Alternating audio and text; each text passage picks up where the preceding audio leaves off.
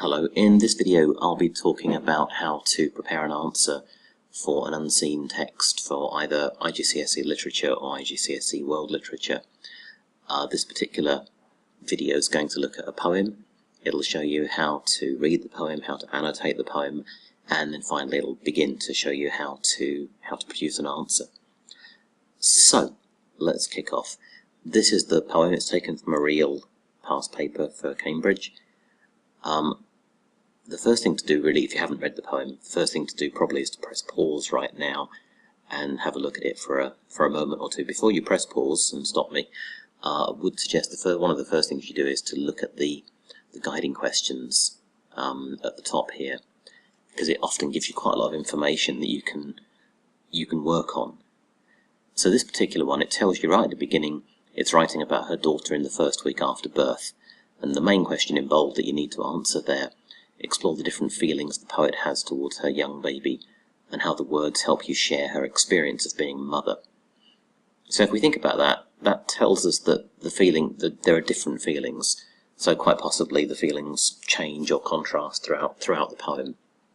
And then there are 3 bullet points we need to address: the way the poet describes the baby, the way the mother is handling the baby, and the mother's developing thoughts and feelings. So if I were you, I would underline the key words in those bullet points, and then really focus on those when you're annotating. All right. So if you haven't seen the poem before, it might be an idea to pause about now and give yourself time to read through it. Okay. Let's assume that you've pressed play again now. This particular poem is an interesting one. There's a lot of different things to talk about, and the way we should address the poem and tackle the poem is really like this. You look at the guiding questions and the bullet points like we've just done. We've already established there are some clues there that can help us. Read the poem at least twice without really making notes. Just let it wash over you, get a feel for it, and then after that you can start asking yourself some big questions. And it's worth asking yourself these questions every single time with any kind of text, and just see, because it'll help you form different answers and get a good understanding of the poem. So these 5 questions are particularly good. Who is speaking? Is it first person, third person, maybe even second person? Why has the writer chosen that particular style, do you think? What's the subject? What's it about? Number 2, is there a theme or a message? What kind of issues come up? What kind of emotions come across when you read? Third one, similarly, what kind of tone is created by the writer? What kind of atmosphere is there? 4, the literary techniques. You need to spot literary techniques, you need to know what they are, but more importantly you need to be able to explain their effect. If you just list similes and metaphors, it's not going to get you very far. And finally, personal response is what they're really looking for. What effect does this have on the reader? What do you learn at the end of the poem that you didn't know at the beginning, or what do you feel? So ask yourself those big questions right at the top. The next thing that I like to do is think of one key point, basically answer the question in bold at the beginning. I've got an example here. The poem explores the mother's paranoia, apprehension, and then growing acceptance of her new baby. So that shows the development of her feelings.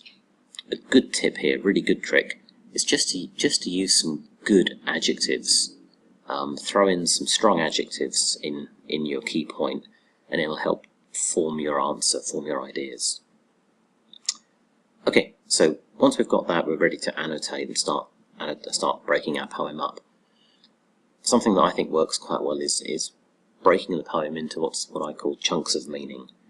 So we divide the poem up. It can be stanza by stanza, but often it's not. It's different than that. It's some different events that happen, or different developments in the poem show how that changes throughout the poem, and that gives you a very basic structure for your commentary. So my first chunk, if you like, is the very beginning. The major points here, you can see that the first stanza shows there's a distance between the baby and the mother. There's a physical distance and there's an emotional distance. There's a feeling of detachment here. Also slightly paranoid diction. The idea of being face down, limp and flung suggests maybe something is wrong with the baby, or it reflects the mother's paranoia about not being able to cope with this baby. The idea of fallen from some sky, I take to be an allusion to the story of the stork bringing babies. And again, that ties in or reflects the mother's detachment from the baby. It's nothing to do with her. And so the opening stanza, you can see I've made a note there that says what the main point is. And when I'm annotating, I would put that in the margin, and then when I come to do my analysis, that can help become my topic sentence, the first sentence of the paragraph that talks about this. That's going to help me. Okay, move on. The next section describes here that there's a physical connection now. The mother's no longer distant, just looking at the baby, but there's still an emotional distance. She's not particularly accepting or connected with the child, and it's reminiscing. It's in the past tense, explaining how the mother picks the baby up. And if we look at the language carefully here, it's interesting because there are a lot of caesuras, a lot of pauses and punctuation throughout this stanza. Lots of run-on lines or enjambment, which creates a feeling of fluidity, but also it's very detailed. You can see the mother not very unnaturally picking up the child. She has to think about each particular movement, and here she's recreating that. The line, she would tumble over part by part. There's an obvious enjambment there. The line itself tumbles over. So the form and structure of the poem reflects the mother's feelings about the baby. Very strange simile, like a load of damp laundry. When you get something like that that's very, obviously it stands out, pause, think about the qualities of that particular thing. Like a load of damp laundry to me suggests something very, very lifeless, soggy, lacking energy, and also something that's being thrown around in the dryer. It's being tossed around, pretty helpless, much like the baby. The mother then steps in to help, and again, very, very detailed description. Slip a hand in under her neck, slide the other one. It's almost like an instruction manual for how to pick up a baby. When she finally has a connection, she's still not very secure. Her little bottom sat in my palm. She doesn't really understand what she's holding. Her neck, I was afraid of her neck. Once I almost thought I heard it quietly snap. It's a kind of oxymoron there. It's very difficult to quietly snap something. It suggests the fragility of the child, and again also the kind of paranoia of the mother. It's obviously something that's very unlikely to happen, but in the mother's, it's the mother recounting, or the speaker recounting her fears here. It shows how paranoid she is. And the last piece in this section, I looked at her and she swiveled her slate eyes. Slate is a type of granite, if you like, a building material. It's very grey, very lifeless. Swiveled, again, suggests something mechanical. To me, I don't know if you've seen the film The Exorcist, but it suggests that kind of slightly scary connection between the mother and child, and again, very distant, doesn't seem to have any real connection. And this carries on into the next section. Again, before we move on, you can see the main point at the bottom. Again, that sums up this section, and that's going to help me form my topic sentence at the end. It was in my care. So previously it was she or her. Now the pronoun changes to very impersonal it, which again reflects the mother's distance from the child. I would suggest this section goes away from simply recounting what happened like an anecdote and moves onto a more philosophical tone. It's discussing how the child is one of many children born and how that's significant for the human race. Much more biological language here. The first vertebrate had been placed in my hands. Starts to have a feeling of a sense of importance about what's happening. So we can see the poem developing now from being physically distant and emotionally distant to now being physically closer. And here you can see the mother coming to some kind of understanding about what's going on. Every time I checked, she was still with us. Again, sense of paranoia, but slowly maybe coming to accept that she is still here and eventually there would be a human race, or she'll be a part of that. And then finally, the last section, which could be a different chunk as such, there's a very physical connection now, and also, importantly, an emotional connection. And interesting, the last section describes breastfeeding, which is possibly the most intimate thing, the most intimate act between a newborn baby and their mother. And so it's significant that the poet decides to finish here with a very intimate connection. and the mother does seem to accept what's happening. When I gathered her like a loose bouquet, again, much more positive simile here than the damp laundry from earlier. A loose bouquet. Bouquet has suggestions of, obviously, flowers and beauty. Loose, still fairly helpless, though.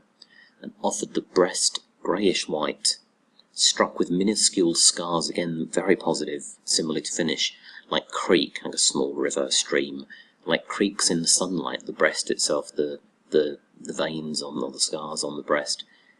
To the mother now, it seems like it's a sacrifice she's happy to make, like creeks in sunlight, much more positive, warm tone that's created here as she's breastfeeding. And again, the strange ending here, I felt she was serious. I believed she was willing to stay, so clearly the poem's all in the first person. Here it's almost attempting to put the point of view through the baby, bizarrely mentioning that she was willing to stay as though she had some sort of choice in the matter. And finally we get a sense that the mother is accepting. She realises that this is a permanent arrangement, and it's going to remain like this. And again, the main point at the bottom there, philosophical and accepting intimate breastfeeding. So again, like before, this headline, if you like, for this chunk, that's going to help me create a topic sentence when I come on to analysing that particular chunk. Okay, so that's a fairly quick annotation of what's happening. Could also mention the structure and form somewhere in here. It's clearly a very irregular poem. When you say this, poems generally obviously are regular or irregular. Try and think about why. Don't just tell the examiner that it's one or the other. Here I would suggest it's irregular because that reflects the mother's slightly erratic, paranoid tone. It's all over the place, much like her own mind. Okay, a couple of things to remember. We just talked about structure and form. The title as well, Her First Week. Now we've read the poem. Initially, maybe we thought it's her first week. Her is ambiguous. It seems to refer to the baby to begin with. It's her first week of life. But is there another way to read it? Yeah, obviously her could refer to the mother, and it's her first week of motherhood. And so the perception, the point of view, is really much more about the mother and her feelings, rather than to focus on the baby. Okay, so that annotation should take you around 20 minutes in the actual exam. So you read it a couple of times, look at the bullet points, and crack on and start annotating. When you annotate, don't simply underline words, but make a little note to the side to remind you why you've done it, and give each chunk a headline that you can use later. Once you've done that, you're ready to start writing. So look back at the question, don't forget the question. And here's an example that you could go with. Let me move myself up a little bit there. Again, strong adjectives work well. So the example intro you can see there, the poem describes a mother's insecurity and paranoia towards the newborn child, and also how she gradually forms a physical and then an emotional bond with the child. So it shows the development in the poem as she learns to embrace and acknowledge her new role. So pretty simple. It shows I understand the development of the poem, I understand the mother's the reaction that she has, and it sums up everything quite nicely, I think, there. As you continue after your intro, then go through each particular chunk, use the headline or the point that you made earlier, and then that can form your topic sentence. That's really the point of each paragraph. And then if you use Peel, I don't know if you use Peel or PQA or something similar, but follow that style throughout the poem. Give an example and then react to it. Don't simply explain it or put it into easy English, but really get into it and explain what's happening. Okay, that's it. Hopefully that was useful. Good luck with your unseen.